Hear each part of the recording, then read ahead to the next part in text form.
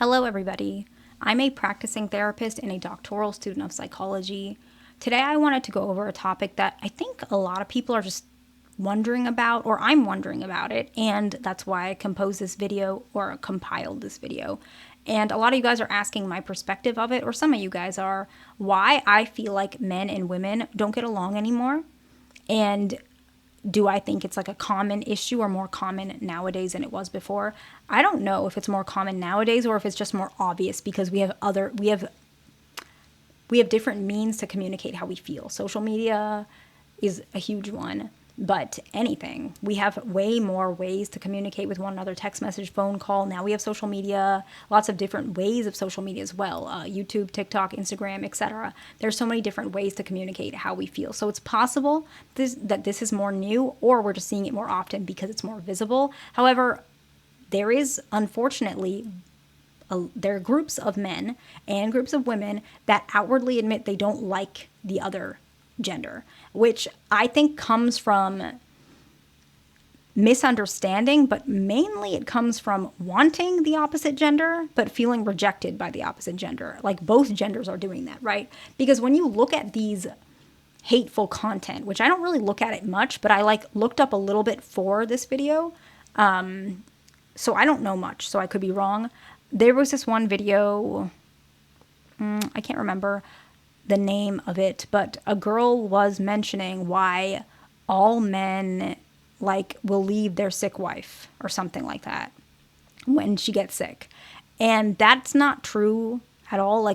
It's not true. I have couples who are in therapy for other reasons. Like maybe their son is failing school and that's why they're in couples therapy because it's, affecting their marriage. But I have individuals where the wife has had sickness or illness and he's not leaving, and I doubt he's ever going to leave.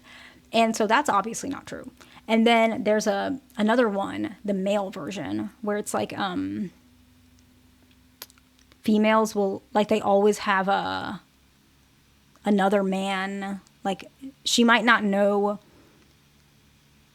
cheat, but she knows who's next, something like that. And that's not true either. I am positive that's not true. Just I am a female. I know it's not true. And so a lot of individuals don't believe that. They don't believe that humans are dynamic and not every person is the exact same way. But it is true, and I think that's part of it. But I think underneath that is a lot of the things I'm going to talk about today. And the first one is past hurts from previous relationships, how they perceive the opposite gender. So let's say a man has never had a girlfriend. He's going to think, what's wrong with me? Why am I rejected by society in this way? He's going to think that way. And he's going to say, maybe it's because all women are picky and all women want a guy who's tall and he thinks he's not tall. So that's his conclusion. When it could be numerous reasons, but it's easier to say that one. Let's pick a woman. Let's say a woman, she's a single mom of 3 and she's had trouble dating, and the father of her child or the fathers of her child, they never stay, they always leave. And in her mind, she thinks all men are afraid of commitment. That's her thing, okay? And instead of reflecting about maybe how her behavior contributed to that, and the same with the guy who doesn't have a girlfriend, maybe how his behavior and his communication skills contribute to why they are in the situation, they'd rather blame the opposite gender. And it's because they got hurt. I'm not saying that these people don't have actual hurt. I'm not saying it's their fault.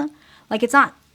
Things happen. We don't mean to hurt other people or push people away, but sometimes it happens. And this could be why these things occur. It's not always because all men are, afraid of responsibility or all women are picky. It's not. It could be other things. And I know everyone's going to argue about that, but this is just my opinion. Maybe no one's even going to watch this video. Well, probably some people. The next one is entitlement.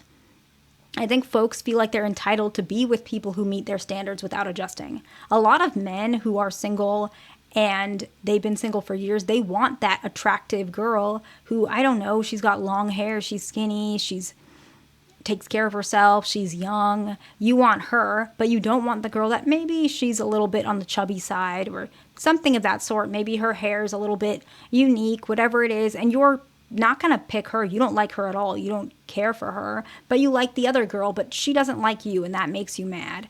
You feel entitled to that girl. I'm not saying all of you guys are like that. Some people are like that, and women are the same way. She might be, let's say she's heavy set, and she wants a guy who's in the gym, who works in finance, and then she is barely making ends meet and spends money, and she's a little heavyset. It doesn't work. It's not going to fit. You are having this entitlement towards something that you think you want or you feel is your standard. And you know what? You might be like, you're allowed to feel that way, but reality is not adjusting themselves to us, right? I want $1 million to, land on my lap untaxed. Like, don't we all? Or I don't know, I want that, but it's never going to happen. I'm not entitled to $1 million falling on my lap, and I'm definitely going to have to pay taxes on it if that ever happened, right? And so we can have these things, but we also have to be realistic about ourselves. I understand that might have been something that I'm probably not allowed to say, or people get mad, but it's just how I feel. This is what I think is going on. And I could change my mind. I'm growing, I'm changing, and we all are. The next one is a lot of people focus on themselves instead of trying to understand the opposite gender. A really common one is that a lot of women, I've noticed, they over-explain. I even do it, right? We over-explain things because we feel often that if we don't say something, someone's going to misinterpret or they're going to assume, or they're going to get mad, right? I used to not over-explain, and a lot of people would get mad at me for that, and so I kind of adjusted myself. Because if I said, I just don't like that, a lot of people would get really mad. Why don't you like it? Something's wrong with you, whatever. But if a guy says that, for example, it usually is a little bit easier. It's more palatable for whatever reason. That's society. I'm not judging. But what I'm saying is understanding that women it's more common to do that. Another one is men. A lot of them are not going to be completely vulnerable with how he feels about everything right away. He's not going to, maybe he doesn't even want to. A lot of them it's because of other reasons. But some men don't really want to, beating a dead horse. Like, they don't want to talk about the same thing over and over and over and over again. A lot of men just don't think that that's worth it. A lot of women think if you talk about it, it can help. And it does help sometimes. But for men, their limit for a topic is usually a little bit shorter. Their limit is shorter than for a woman. And I have a little bit of a shorter limit too. But probably if I was a man, I would have even a shorter limit. But like earlier today, an example, my mom was calling me talking about something about like my cousin had a baby and something about her house or something. And she like told me that same thing multiple times. And she's like telling me all these new things and kind of like gossipy, which is okay. I get that. Gossip is a way some people connect. And she kept like talking about it. And I just listen, but I know that that's like who she is. And a lot of women are like that. I'm like that too, just probably not anywhere near as extreme as that. I'm probably a little unique in that way, but still understanding how the opposite gender just is, instead of hating on it or trying to focus on yourself and what you deserve and how you are, can really, I think it can help if you understand that some things are just the way they are and that's okay. And maybe you can appreciate that instead of just focusing on, if it's not this way, then I don't want it, right? That's what I think it is. We just focus on what we can get instead of understanding. I think the next one is unhealed trauma from childhood. I think a lot of people carry a lot of things from childhood. It might not even be perceived as trauma, but we come with a lot of stuff. And I think I think that's okay. It doesn't mean don't get into a relationship, but I just think understanding that you can't take everything personally and you can't make it all about you, right? If somebody did something because I don't know, this girl, maybe she stormed out of a argument, let's say a man and a woman, they're in a relationship or something, they're trying to make it work, and then he said something, maybe he shouldn't have said that, but she way reacted, got really upset, stormed out, slammed the door, and said, I'm never going to see you again. So that's a trauma response. That's not a normal response, right?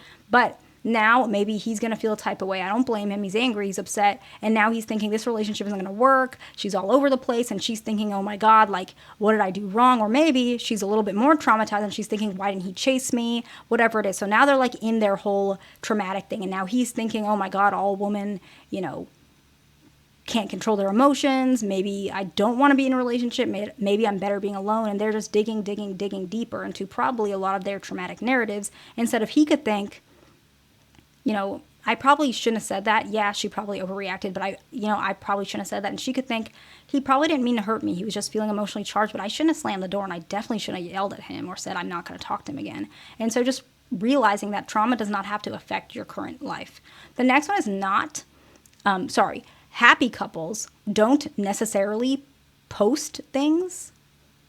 I don't know, this is strange, but happy couples are not going to always share their life on social media. Like, Some do, but more often you're going to see like the breakup of this couple reach a headline, or this long-term relationship, somebody cheated. Like, you're going to see that. You're not going to see, oh, the happy couple who was married for 52 years had their 53rd anniversary.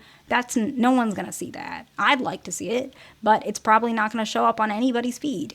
And these are some of the reasons I think that men and women don't get along. I think it contributes to some extent. I think we just have a negative view of relationships. I hope this video is helpful to somebody. Please like, subscribe. I'll see you in the next one.